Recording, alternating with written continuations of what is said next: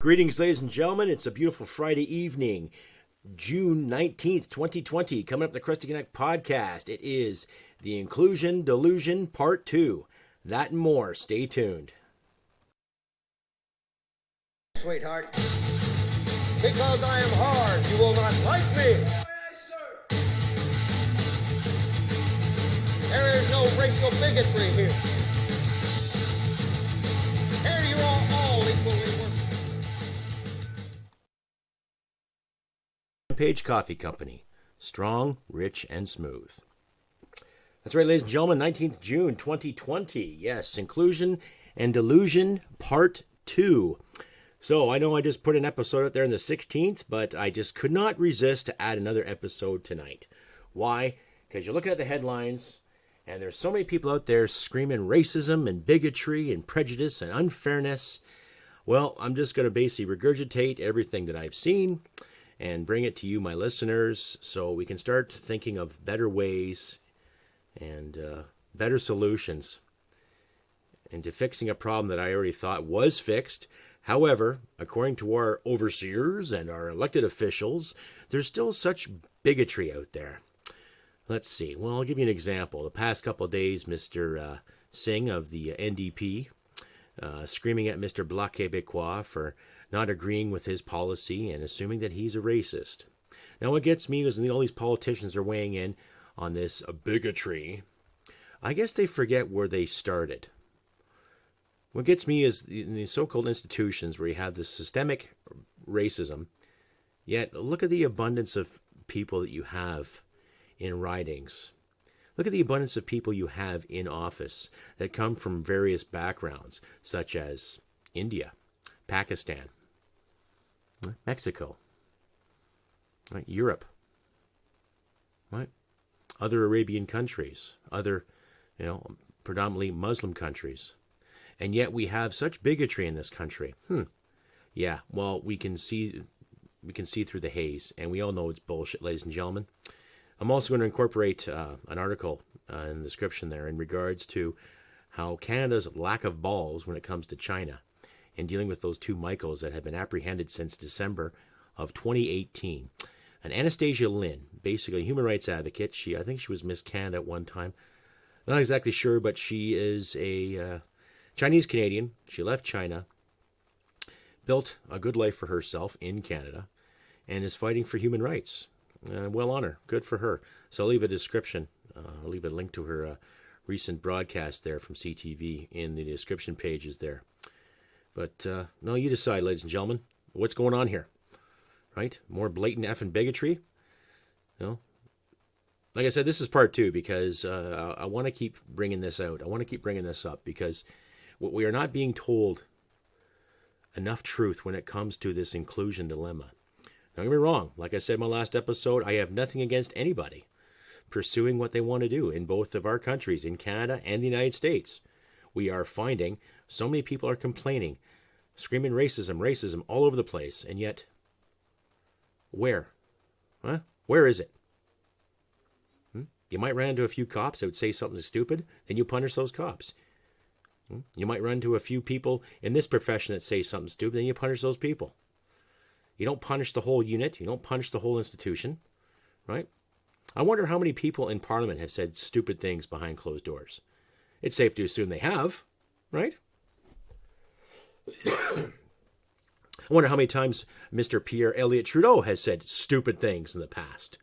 Note that the recent headlines now is the Thornhill Police, I think it's York Region, wherever that Trudeau statue is. Someone went ahead and painted Pierre's face with blackface.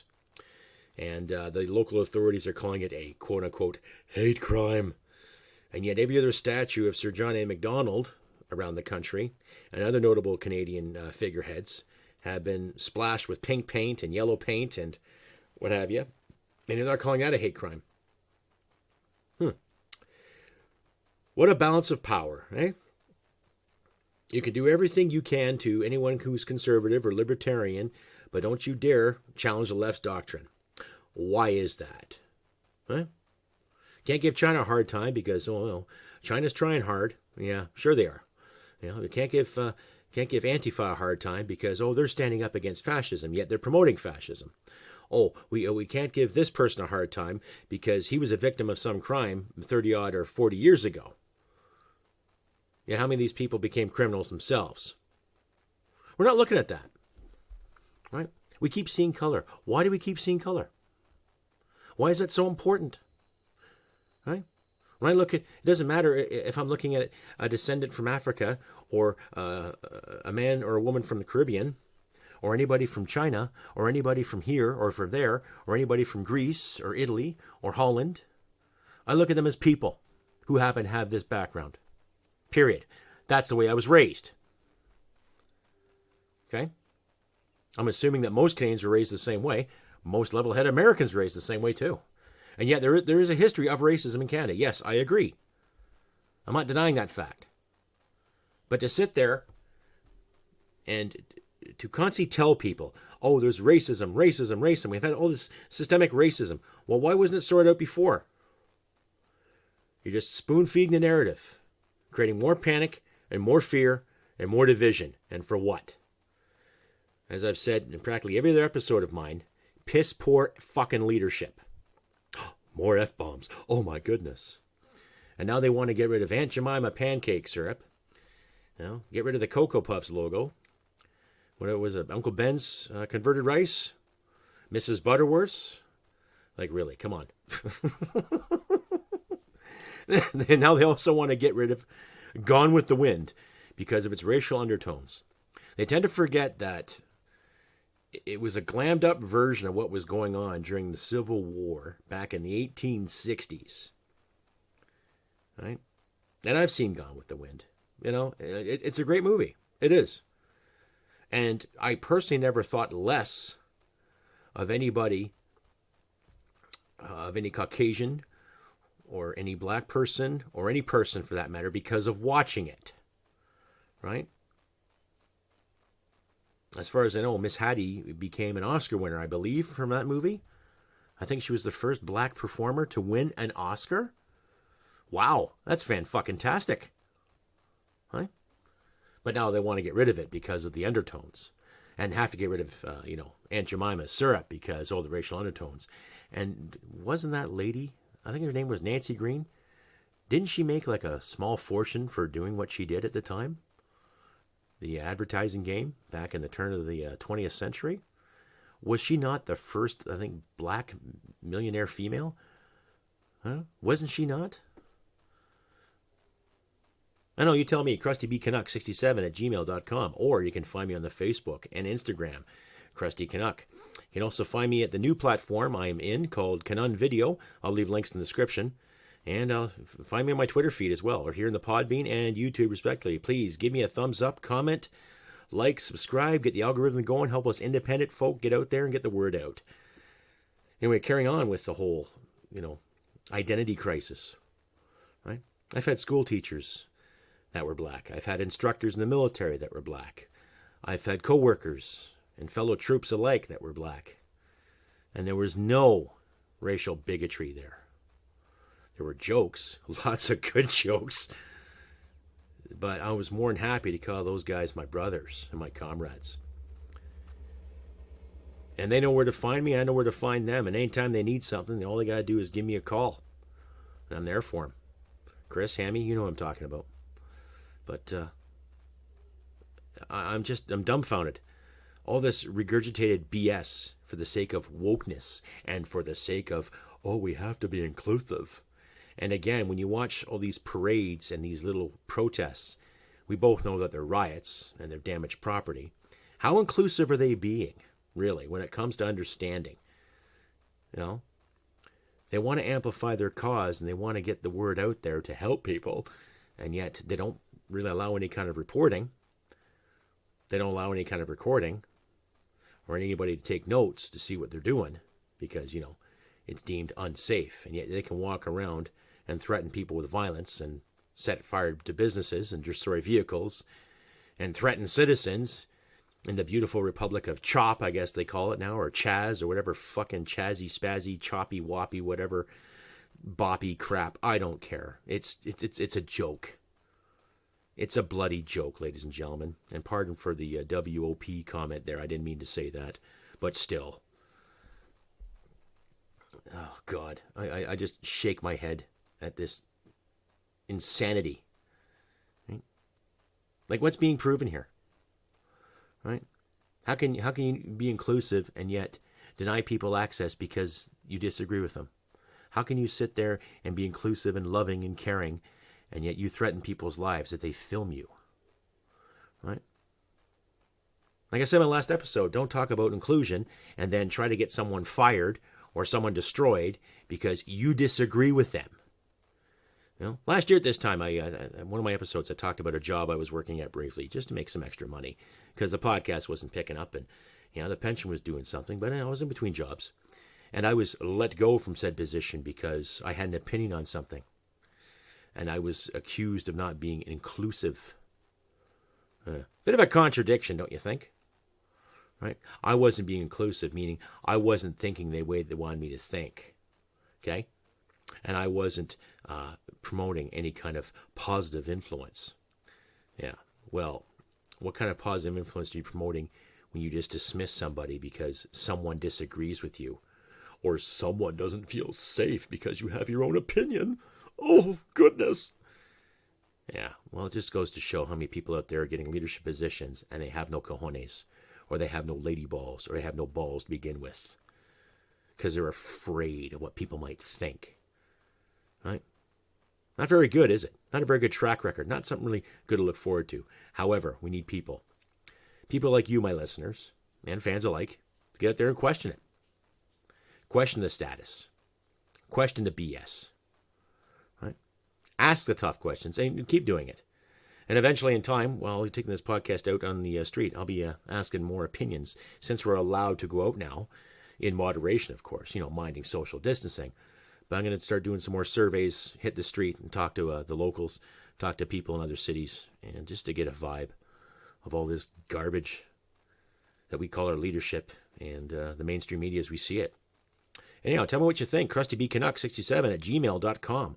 Or you can reach me on Instagram, Facebook, Twitter, and Canuck Video. I'll leave a link in the description of all the places where you can reach me, and I'll leave my mailing address too. If you want to send me a kind letter or two, a comment, or some Gucci kit, by all means, let me know in the comments. Don't forget to give me a thumbs up and like and all that good stuff. Don't forget to ring the notification bell so that way when something new from me comes up, you'll be notified and you can tune in promptly. Anyhow, carrying on with more of the inclusion delusion. Yes. I don't know, the past 3 days I've just been pondering, like, when did we go backwards in this? Like, I asked the question, when did we stop being so resilient? And then how do we go backwards? Right? How do we go backwards in thinking where everywhere we turn, there's some kind of bigot causing trouble, or there's somebody holding somebody down and someone's oppressed? And yet I don't buy that for a second. And I know I keep using the military as an example, but I think it's a classic example because I've worked with a variety of people in the service. All shapes and sizes, all demographics.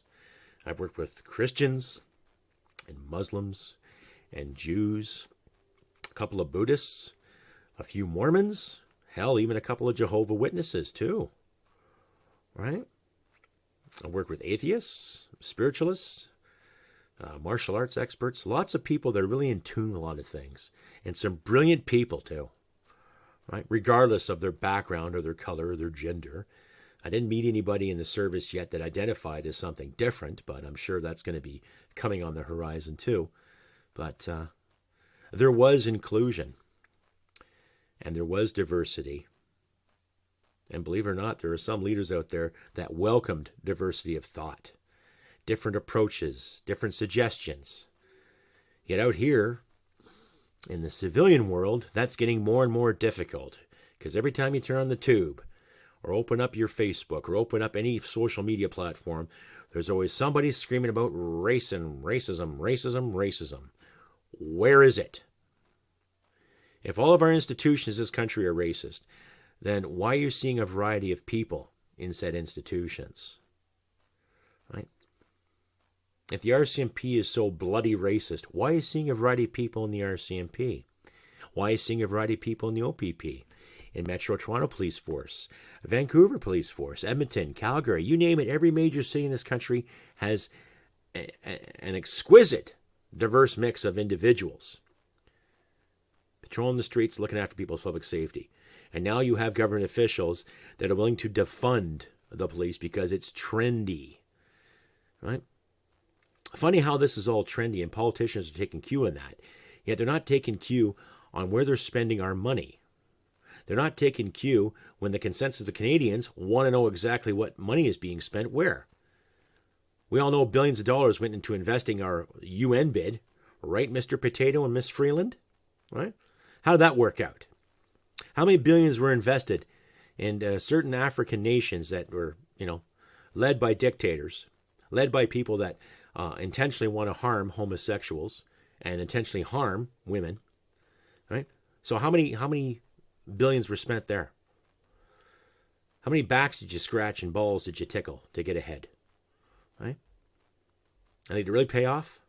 Do you really think that Canada deserves a seat in something as corrupt as the UN Security Force or Security Council, or whatever they want to call it? Right? Like, the federal government has embarrassed the Canadian taxpayer. Well, embarrassed the country, but especially the Canadian taxpayer, too, for that matter.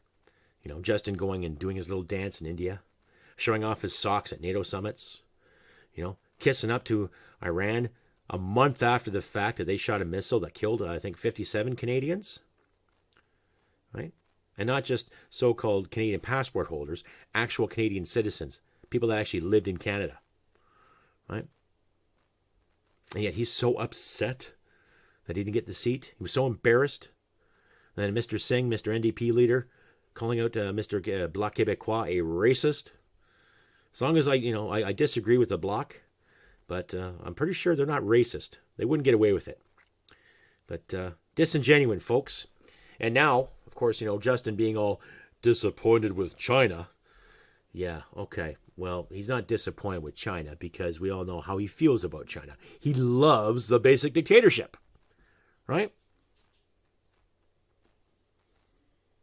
And he has a lot of money to make because even our foreign affairs minister owes, I think, the Bank of China, $1.5 million, $1.2 million, right?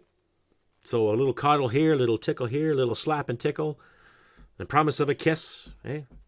And of course, that's our leaders, ladies and gentlemen. Those are the elected officials, right? And if you're going to point the finger at anything, point the finger at them.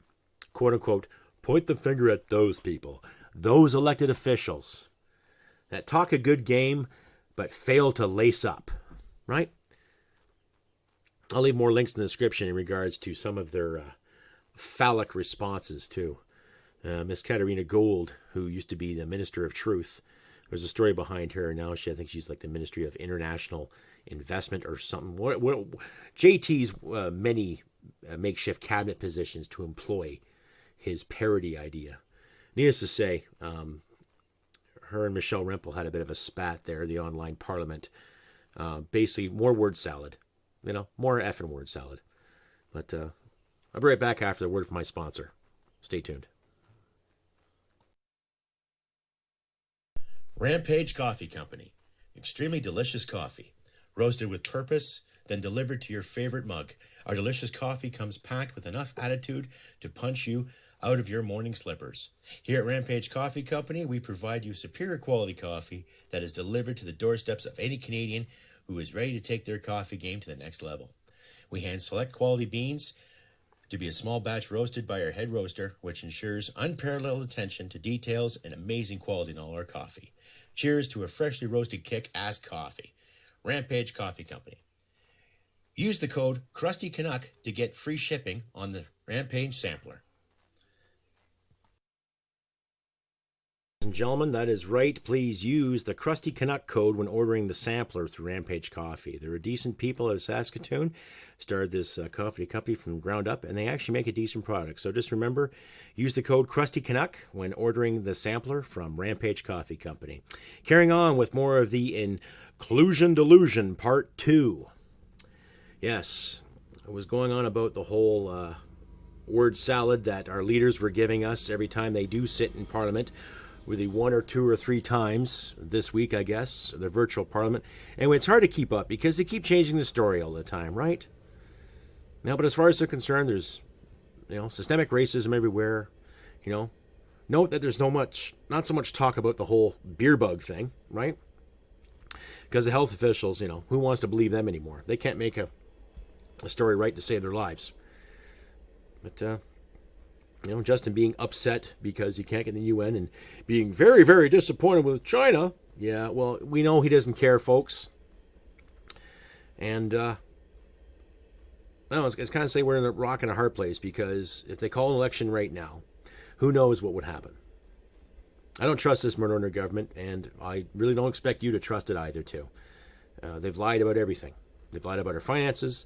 They've lied about where they're spending their money. And, of course, we're going to have a big government snapshot of what's going to happen with our money, or where we're at with our money come July 8th. Yeah, a snapshot. What the fuck is that? I think it's more like a slap shot, if anything. Taking a slap shot without a mask on. Again, and how many billions were invested in these nations? I asked that question again. How many billions have been invested to gain a seat? But of course, they kept saying, we're doing this for humanity, and we're doing this for LGBT rights around the world, and for women and equality. And it's like, what have you done in your own country to promote such equality? Okay? What have you done?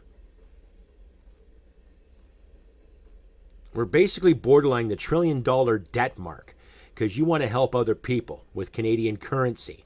So you're not being fiscally responsible. You've also lied to the masses when it comes to being transparent and being open and promoting fairness.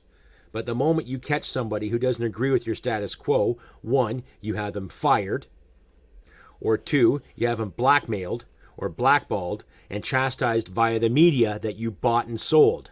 Hello, Unifor. Hello, CBC.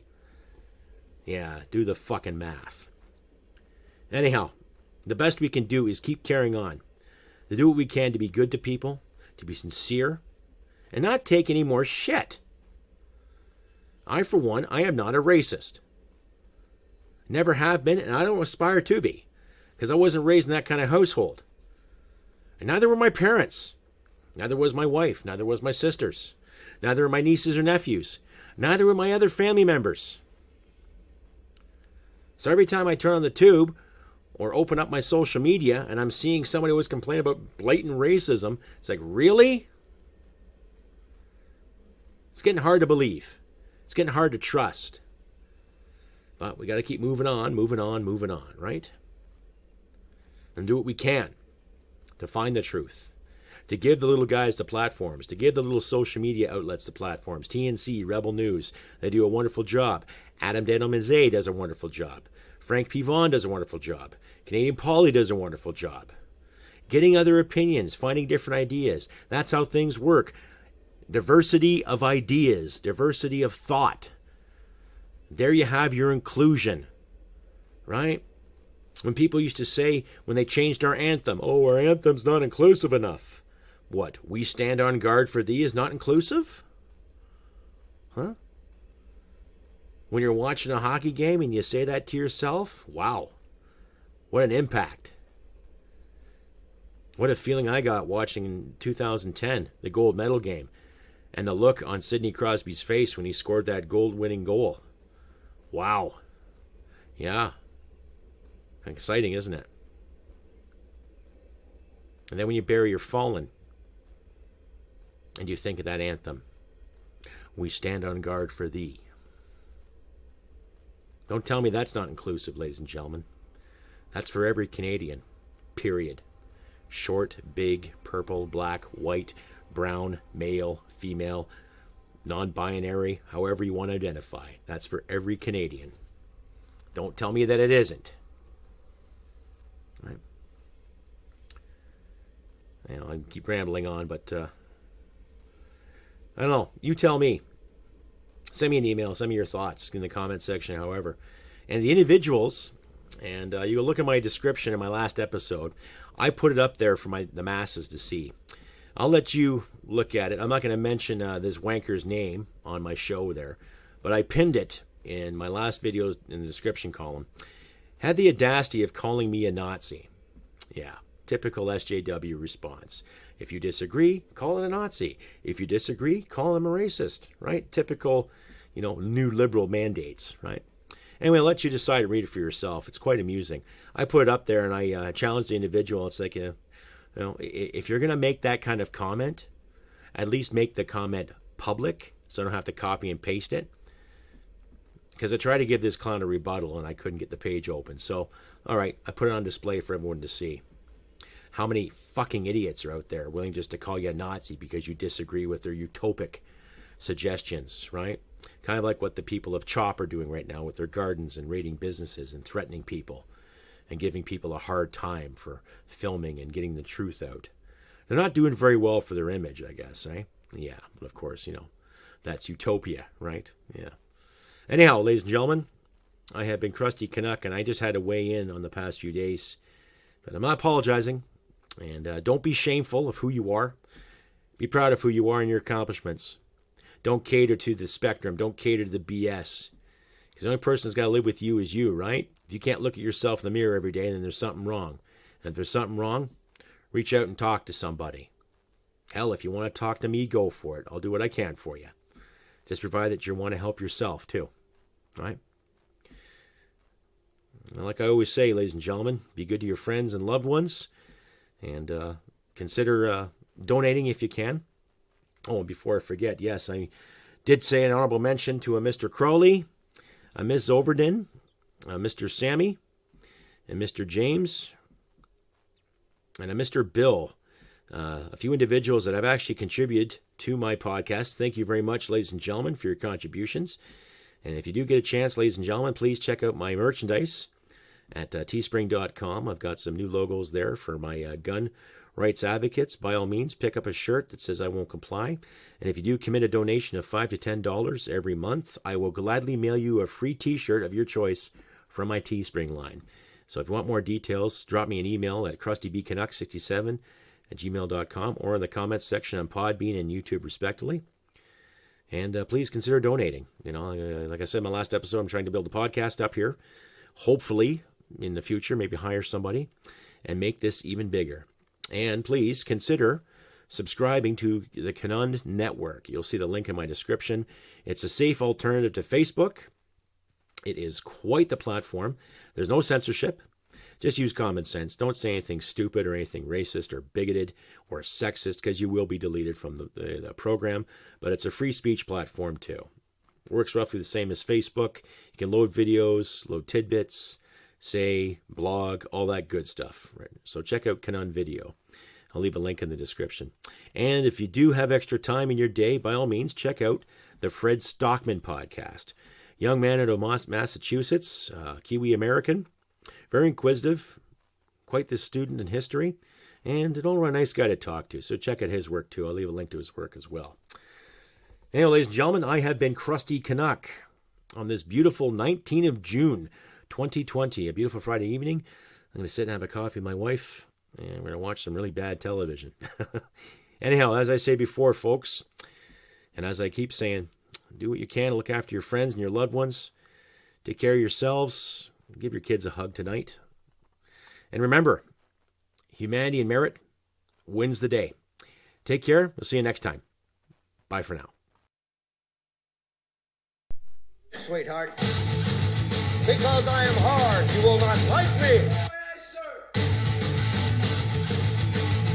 There is no racial bigotry here.